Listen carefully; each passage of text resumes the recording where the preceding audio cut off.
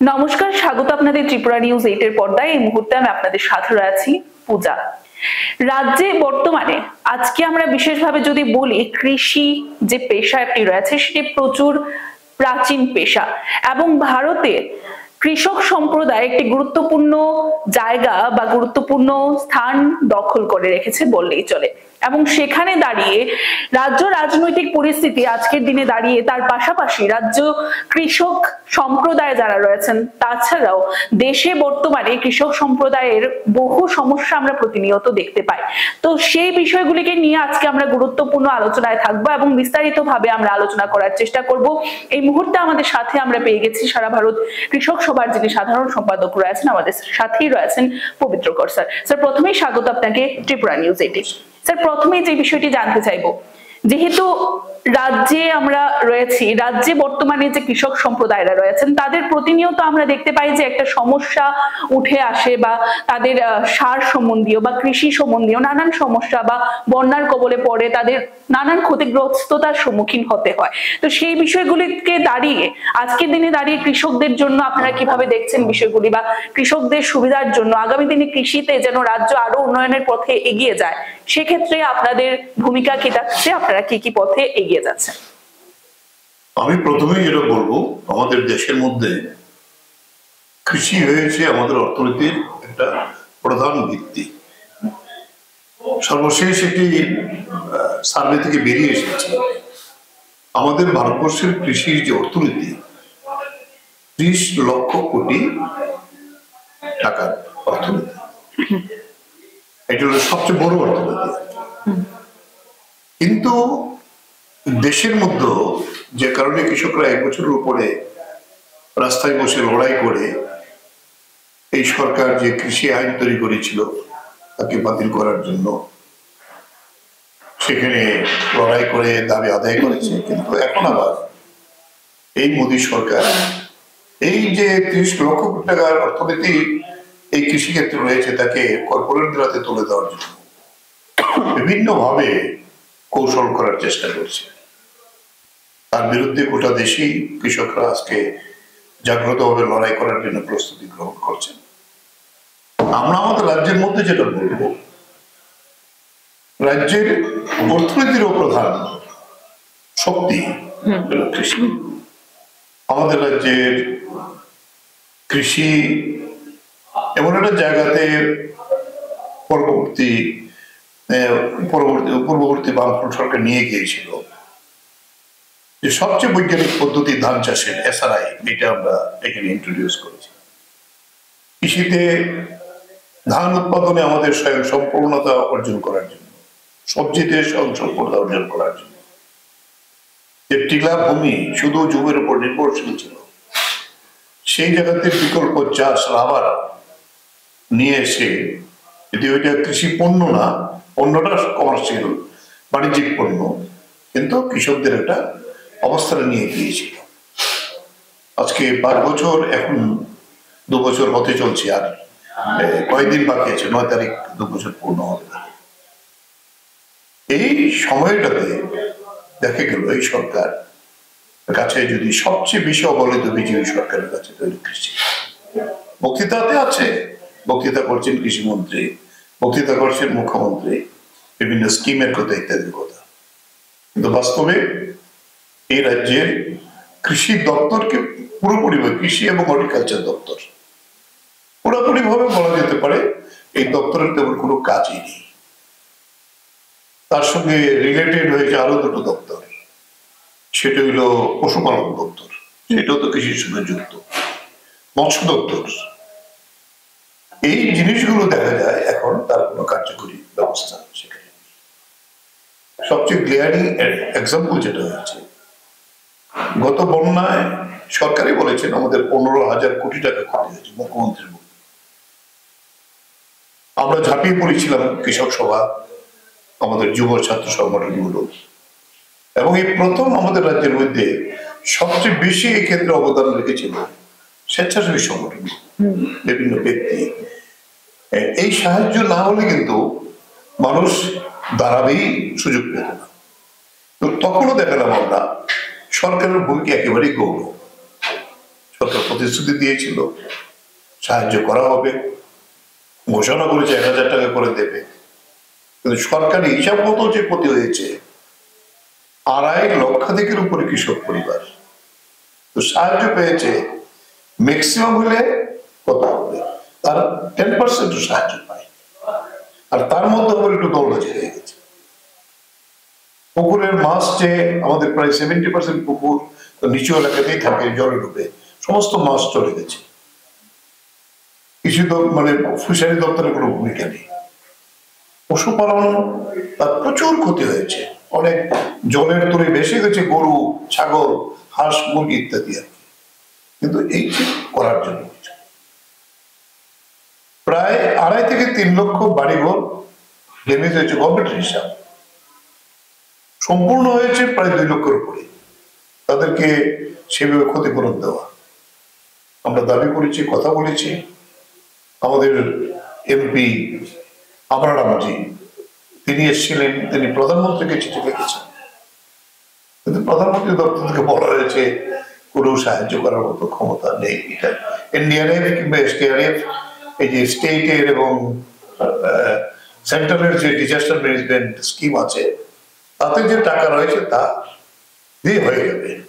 যদিও কিছুদিন আগে আমরা দেখলাম সেন্ট্রাল গভর্নমেন্ট মুখ্যমন্ত্রীর ঘোষণা বলেছে নাকি 2 কোটি 93 না 29 লক্ষ টাকা ইত্যাদি টাকার মতো দেবে, টাকা তো আসেনি, কিন্তু তারপরে যেটা হইলো মরার উপর কারণ না, কৃষকরা কোনোদিন বসে থাকতে পারে না, তারা রোদ বৃষ্টি জল যে কোনো পরিস্থিতির মধ্যে কৃষি ওই তার পেশা করে, সবজি করেছে। আপনারা দেখেছেন বন্যার পরে যেহেতু পলি পড়েছে একটু ভালো হয়েছে সবজি, 5 টাকা করে কপি বিক্রি হয়েছে। কৃষকের মানে সরকারের কোনো ভূমিকা নেই, ধানের ফসল নেয়নি। সরকার নিজেই বলেছেন 90% যে সেচের উৎসগুলো আমাদের এলআই স্কিম, আমাদের বিভিন্ন ডিপ টিউবওয়েল, বিভিন্ন ডাইভার্সন স্কিম, এগুলো 90% অকেজ হয়ে গিয়েছে বন্যায়। এগুলো সারাইয়ের জন্য এখন পর্যন্ত কোনো উদ্যোগ নেই। আমরা এখন জলাভিত্তিক আবার যাচ্ছি, রাজ্য মিটিং দিয়েছিলাম, অনেক কৃষি ব্যবস্থা বলা যেতে পারে মুক্তব্য করেছে। কৃষকরা নিজেরা দায়িত্ব নিয়ে যতদূর করছে, সরকারের সাহায্য কিছুই তেমন নেই। উপরন্তু দেখা যায় যে সরকার বড় বড় কথা বলছে, বিভিন্ন যোজনার কথা বলছে, ক্ষতিগ্রস্ত কৃষকরা সাহায্য পায়।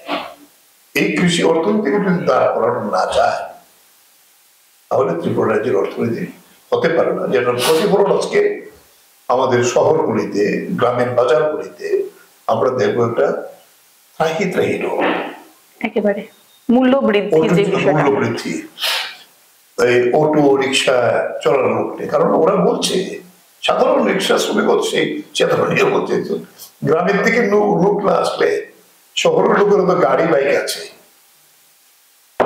আমাদের লোকই নেই।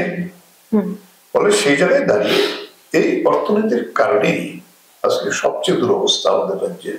কৃষকদের ক্ষেত মজুর যারা জমিতে কাজকর্ম করেন, রেগা আমাদের অন্যতম একটা উপায় ছিল তার বেঁচে থাকার জন্য। পূর্বে অন্তত 80 দিন 90 দিন কাজ হতো, এই সরকার আসার পরে 30-40 দিনের বেশি কাজ হয় না, এও আবার মজুরি পায় না। রেগা প্রায় উঠিয়ে দিতে চাইছে কেন্দ্রীয় সরকার, রাজ্য সরকারও সেই অবস্থাতে আছে। অর্থাৎ গ্রামীণ যে অর্থনীতির আজকে কৃষি বলেন, ক্ষেত মজুর বলেন, গ্রামীণ ছোট দোকানি বলেন, সবাই আজকে খুবই বিপদের সম্মুখীন। ইতিমধ্যে স্যার আমরা দেখতে পাই যে লেকচৌমনি যে বাজারটি রয়েছে, একটা ব্যস্ততম বা খুবই গুরুত্বপূর্ণ বাজার আমাদের রাজ্যের কেন্দ্রস্থলে যারা বসবাস করে তাদের জন্য, এবং সেখানে দাঁড়িয়ে আমরা এই 2-3 দিন পূর্বেই দেখতে পাই একটি কর্মকাণ্ড সংঘটিত হয় এবং সেখানে পূর্ব ঘোষিত একটি তারিখ ঘোষণা করা দেওয়া হয়েছিল এবং সেই ঘোষণা অনুযায়ী অবৈধ যে দোকানগুলো রয়েছে সেগুলো উঠিয়ে নেওয়া হয়েছে এবং তার পরবর্তীতে ব্যবসায়ীদের মধ্যে একটা ত্রাহি ভাব এবং একটা ক্ষোভ আমরা দেখতে পেয়েছি। তো সেক্ষেত্রে সেই বিষয়টাকে আপনি কিভাবে দেখছেন, আপনার প্রতিক্রিয়া কি থাকবে? লেকচুমনি বাজারটা আমাদের রাজ্যের রাজধানীতে অন্য বাজারগুলিতে একটু আলাদা। এখানে প্রতিদিন যারা নিয়মিত ব্যবসা করে তার বাইরে প্রচুর উপজাতি অংশের কৃষক তাদের উৎপাদিত বিভিন্ন জিনিস নিয়ে আসে এবং সাধারণভাবে আমাদের আশেপাশে এলাকার যারা কৃষক তারা সরাসরি নিয়ে আসে, যে কারণে এই বাজারটি অন্যতম ব্যস্ততম বাজার হয়ে গেছে। আর আপনার আমার সবারই যদি ইচ্ছা হয় কোনো একটা শাক খাওয়ার জন্য, কোনো একটা কিছু খাওয়ার জন্য, সবাই বলে লেকচুগুনি বাজারে না গেলে পাওয়া যাবে না। এই ধরনের লোকগুলো তারা তো আর স্থায়ী ভাবে কোনো জায়গাতেই বসার জায়গা নেই, তাদের ক্ষমতাও নেই এবং তারা নিয়মিত আসেও না। সেই জায়গায় রাস্তায় বাঁধের পার এইভাবে তারা বসে ব্যবসা করে আবার চলে যায়। বাঁধের পারে হয়তো কিছু কিছু এরকম অস্থায়ী দোকান টোকান তৈরি হয়েছিল। আমরা যদি এরকম খবর নিয়ে দেখেছি তাদেরই কোনো না কোনো লোক এদের কাছ থেকে টাকা টোকা নিয়ে বসিয়েছে। দেখা যায় এখন তাদেরকে যেভাবে করা হয়েছে রাজ্যের ইতিহাসের মধ্যে বোধহয় এটা অমানবিক একটা কাজ করেছেন আগরতলা মিউনিসিপাল কর্পোরেশন রাজ্য সরকার সাহায্য নিয়ে। মুখ্যমন্ত্রী মেয়র বলছেন এটা নিজেদের রাজনীতির করানো হয়। আমার পেট যদি না থাকে, আমার যদি খিদা থাকে, এই খিদার কথাটা বলা যদি রাজনীতি হয়, সেই রাজনীতি মানুষ করবেই। তাদেরকে খুশি করার জন্য মানুষ রাজনীতি করছে না, তার জীবন জীবিকা রক্ষা করার জন্য মানুষকে করতে হচ্ছে। এই জায়গায় দাঁড়িয়ে এই অমানবিক ঘটনা এক্সেপ্ট বিজেপি দল, রাজ্যের সমস্ত রাজনৈতিক দল, প্রতিটি সংগঠন তার প্রতিবাদ করতে বাধ্য হয়েছে।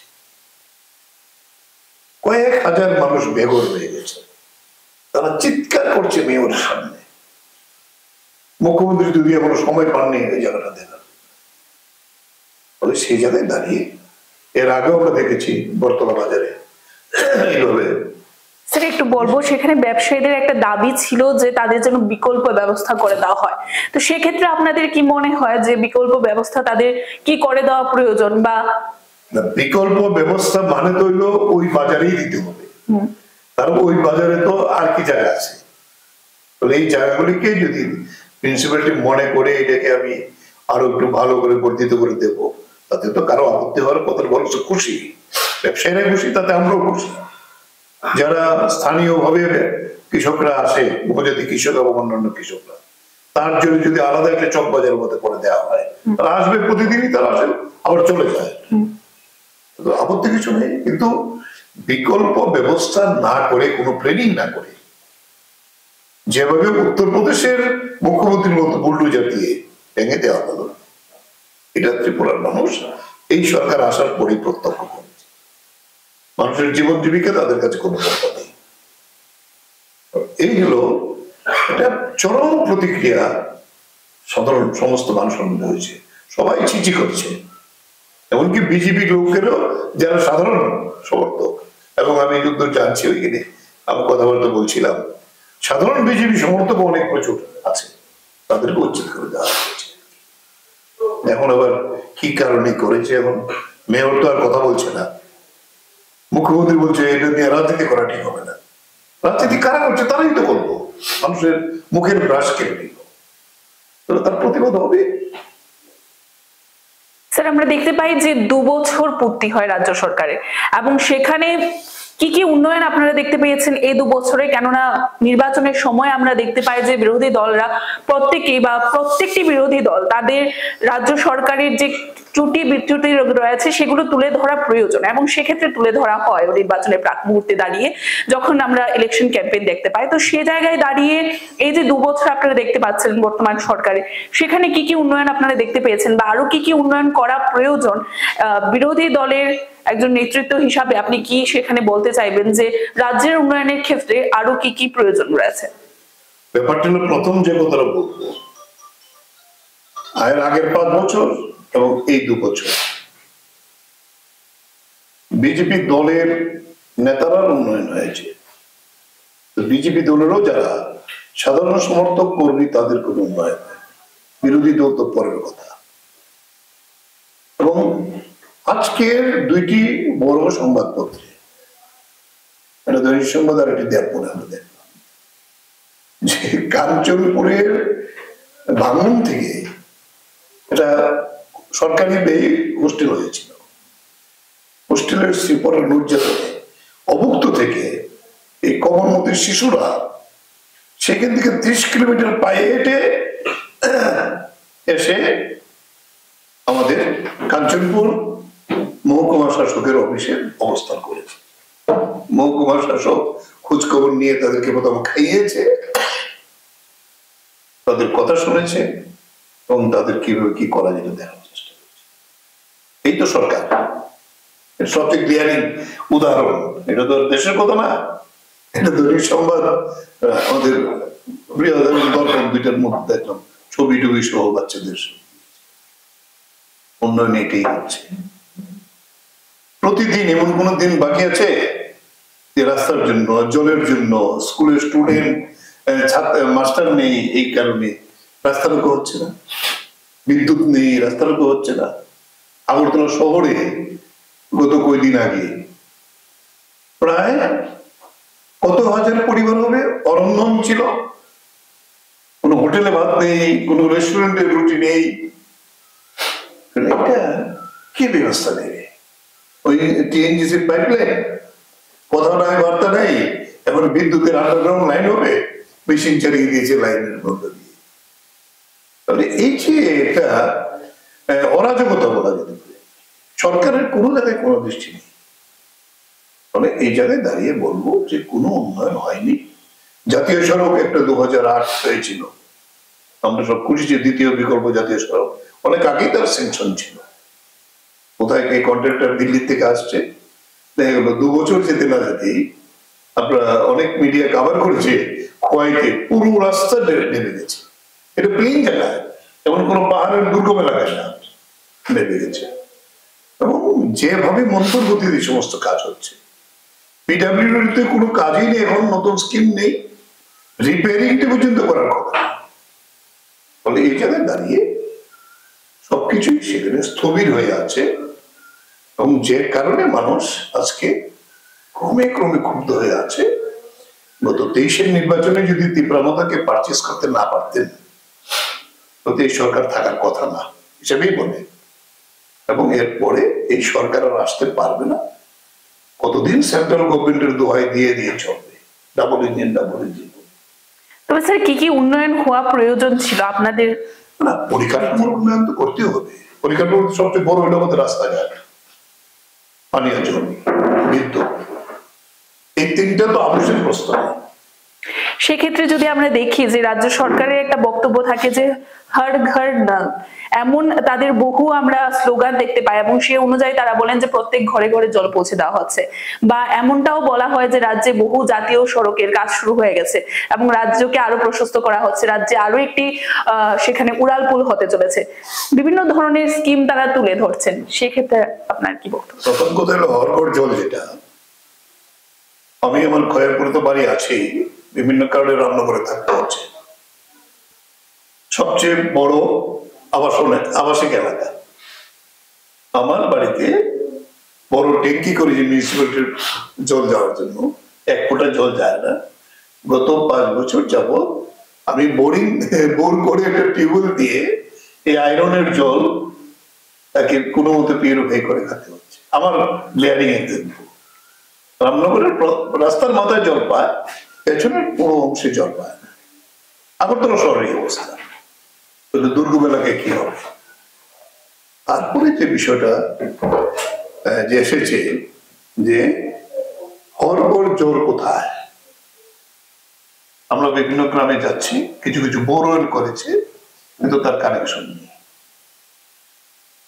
বলে বিদ্যুৎ এখন আর বিদ্যুৎ করছে না, এখন বলছে সৌরশক্তি। ভালো, সৌরশক্তি হলো তো খুব মানে কষ্ট এফেক্টিভ, কিন্তু সেখানে প্রচার যেভাবে হচ্ছে, বক্তৃতা যেভাবে হচ্ছে, স্লোগান যেভাবে দেওয়া হচ্ছে, বাস্তবের মাটিতে তেমন কিছু নেই। এগুলো তো আমাদের কথাই বলার থাকতো না। ফলে এই জায়গায় দাঁড়িয়ে আমরা বলবো এই সরকারের কোন স্কিম নেই, এই স্কিমগুলি মানুষের প্রয়োজনে লাগছে।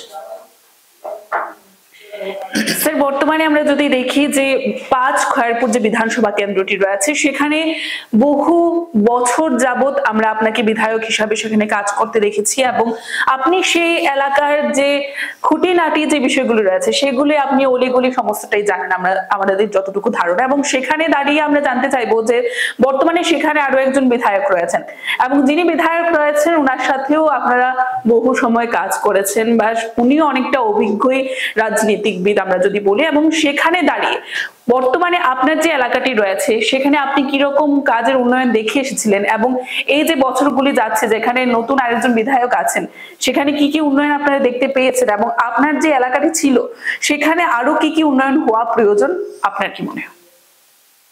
খয়েরপুর এলাকাটা যেহেতু শহর সংলগ্ন, আমাদের সরকার থাকার সময়তে সেখানে ব্যাপক উন্নয়ন হয়েছে।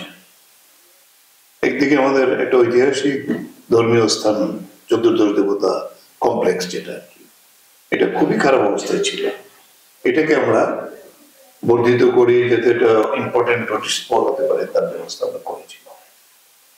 এইগুলিও বিভিন্ন জায়গাতে এখন আর বুঝজনগর ইন্ডাস্ট্রিয়াল এরিয়া, আমাদের প্রধান বাণিজ্য কেন্দ্র ইন্ডাস্ট্রিয়াল, এখন ওইখানে ইন্ডাস্ট্রি কমতে কমতে 8-10টার মধ্যে এসে দাঁড়িয়েছে, যেখানে 100-র উপরে প্রায় 4 থেকে 5,000 লোক সেখানে পার্মানেন্টলি ডাইরেক্টলি কাজ করতেন, আর বিভিন্ন হয়তো আরো বেশি ছিল আর কি। এবং এগুলি জঙ্গলে আমি যাই, আমাকে যেতে হয়, আমার বাড়িও আছে এখানে। মানুষের মধ্যে একটা প্রচন্ড ত্রাস তৈরি হয়েছে জমি কেনা বেচা নিয়ে, এবং এর সঙ্গে বিভিন্ন ভাবে বিভিন্ন মিডিয়াতেও এসছে, বিধায়কের নামও জড়িয়ে গেছে, ওরা সব করে। তাতে উন্নয়ন নতুন করে তেমন কিছু হয়নি, উন্নয়ন কিছু করেও নি, ফলে নিশ্চয়ই উন্নয়নের তো শেষ নেই, এগুলিকে আরো ডেভেলপ করা, ফলে এই ব্যাপারগুলো থেকে বঞ্চিত হয়েছে। বর্তমানে যিনি বিধায়ক আছেন তিনি প্রবীণ, কংগ্রেস দীর্ঘদিন পরে এসছেন, আমরা যখন ছাত্র দল থেকে তিনি করেন, এমন এই দলে আছেন, উনি ঘুরছেন, যান বিভিন্ন প্রোগ্রামে, কিন্তু উন্নয়ন তো আমরা দেখছি না। মানুষ তো বলছে না যে বাজারগুলো আরো ডেভেলপ করার কথা ছিল, একটা বাজার নতুন করে ডেভেলপ হয়নি। সেদিক থেকে দাঁড়িয়ে যে তেমন কোনো উন্নয়নের ছোঁয়া হয়ে পড়ে দেখা যায়।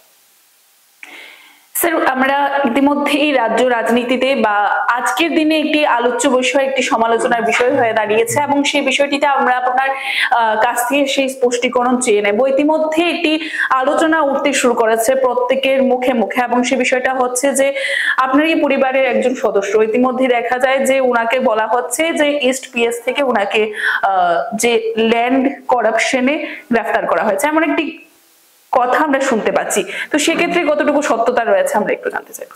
বলবো যে এটা তো এটা আমাকেও তো এরকম আমার বিরুদ্ধে আমার 2 বাড়িতে আমি সরকার আসার পরে আমার রামনগর বাড়ি এবং প্রায় 14 ঘন্টা সময় পুলিশ বাড়ির খবর সমস্ত কিছু আসবার চার্জ করেছে, তারপর লিখে দিয়ে আসতে হয়েছে। আমার খয়েরপুর বাড়ি থেকেও, যে ছোট ভাই আমার ওইখানে পার্মানেন্টলি থাকে, আমিও তো চাই, জয়েন্ট প্রপার্টি আমাদের, সে নিজের ওইখানে আমাদের কৃষির যে কাজ ছিল সেই কাজটি করে, ওইখানে একটা ফার্ম তৈরি করেছে, এই কাজটি করে সে অতীতে কিছু প্রাইভেট কিছু নির্মাণ কাজের সঙ্গে যুক্ত ছিল, কোন গভর্নমেন্ট কন্ট্রাক্টর, তাতে সে ছিল। কিন্তু এমন কোন অভিযোগ কোনো জায়গাতে নেই। এখন একটা ফেব্রিকেটেড অভিযোগ করে, আমি যেটা বলবো এটা রাজনৈতিক ভাবেই তাকে সেখানে ইমপ্লিকেটেড করে আটকে রাখা হয়েছে, আমার ভাই বলি মনে হচ্ছে। ফলে অথচ সেম কেসে আমি আশ্চর্য, কোথায় কোর্ট, আরেকজন জামিনে আছে, ঘুরে বেড়াচ্ছে, কিন্তু তার নিশ্চয়ই দুষ্কৃত বিচার হইতেই হবে। কিন্তু আমরা যতদূর দেখেছি চার্জশিট যা দিয়েছে তেমন কোন তথ্য প্রমাণ দিতে পারে, এটা কোর্ট ঠিক করবে, বিচার ব্যবস্থা আছে, এখন আছে, কিন্তু মনে হচ্ছে বিচার ব্যবস্থা প্রভাবিত।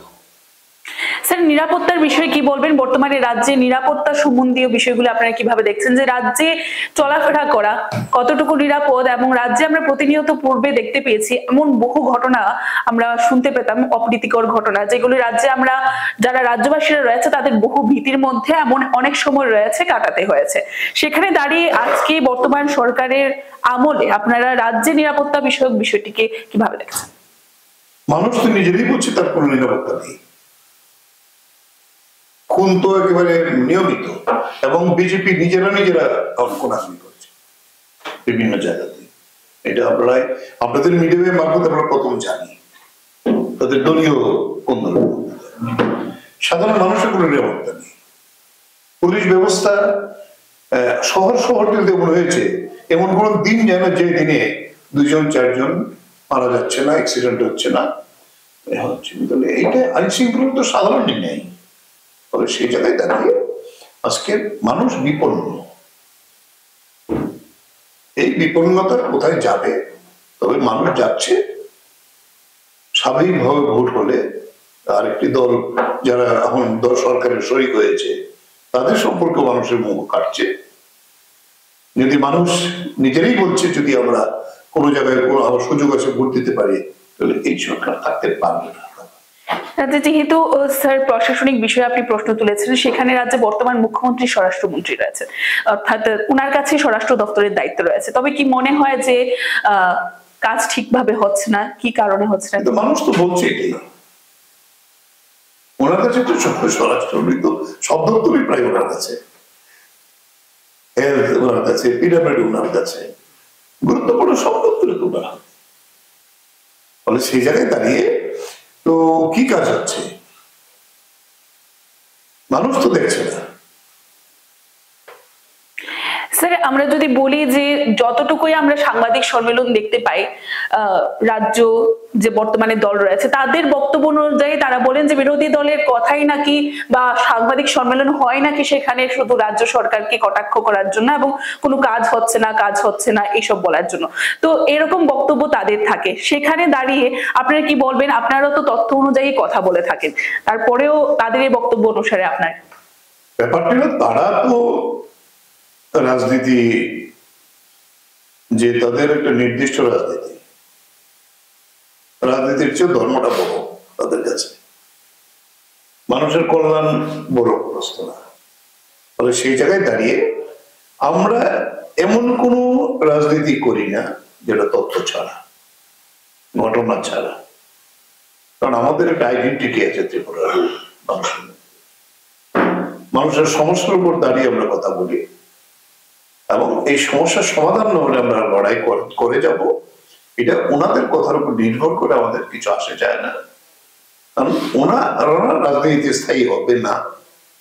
তারা তো কংগ্রেস দল থেকে এসেছিল, আবার কেউ কেউ বিভিন্ন ভাবে অন্য জায়গায় যোগাযোগ রাখে।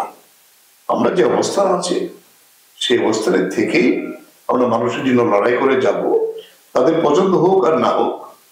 আর যদি মানুষের কথা আমরা পছন্দ না করি, আমাদের তো একটা মাঠ দেয়নি মিটিং এর জন্য, আমরা পরে রাস্তায় করতে হয়েছে। এই মানুষ তো রাস্তাতেই পরে আসলো।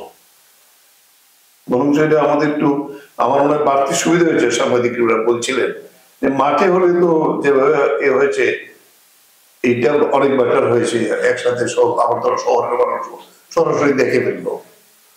ফলে মানুষ আমাদের সঙ্গে আছে, মানুষের সমস্যা নিয়ে আমরা কথা বলি, লড়াই করি, এটাই আমাদের কাজ, আমরা করে যাব। ওনাদের কথাতে আমাদের কিছু আসে যায়। স্যার, একেবারে সর্বশেষে রাজ্যবাসীর জন্য কি বার্তা থাকবে?